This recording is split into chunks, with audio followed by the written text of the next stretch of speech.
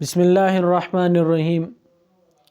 رمضان المبارک اللہ رب العزت کی طرف سے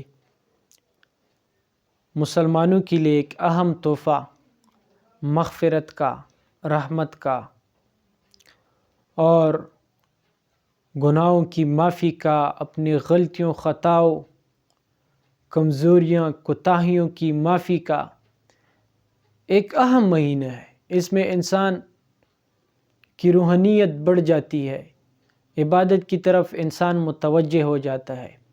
لیکن ایک بات سمجھنی چاہیے کہ اللہ رب العزت نے روزہ دن کے وقت کیوں مقرر فرمایا ہے، یعنی روزہ رکھنے کے لیے دن کو مقرر کیوں کیا؟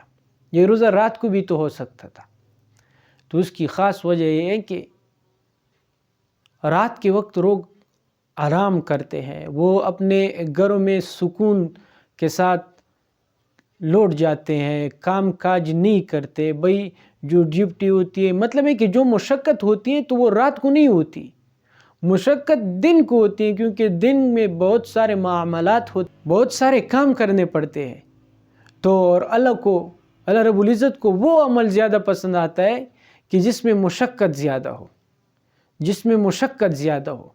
تو بنسبت رات کے دن کے وقت روزہ رکھنا، اس میں مشقت زیادہ ہوتی ہے، کیونکہ کام کاج ہوتا ہے اور معاملات ہوتے ہیں۔ کسی کو دفتر جانا پڑتا ہے، کسی کو ڈیوٹی پہ جانا پڑتا ہے، کسی کو مدرسے میں جانا پڑتا ہے، کسی کو اسکول میں پڑھانا ہوتا ہے۔ تو یہ ساری چیزیں، اور دن میں اتنی گرمی بھی ہوتی ہے، دھوپ نکلتا ہے، سورج نکلتا ہے، تو اور اس میں مشقت زیادہ ہوتا ہے۔ تو اس وجہ سے اللہ رب العزت نے یہ روزے دن کے وقت مقرر کیے، تاکہ جس عمل میں مشقت ہوگی وہ اللہ کو بہت زیادہ پسند آتا ہے۔ اس وجہ سے اللہ رب العزت نے اس امت پر روزے دن کے وقت فرض کیے، اور دن کا ٹائم مختص کر کے یہ مقرر کر کے روزہ رکھا کہ دن کو روزہ رکھا۔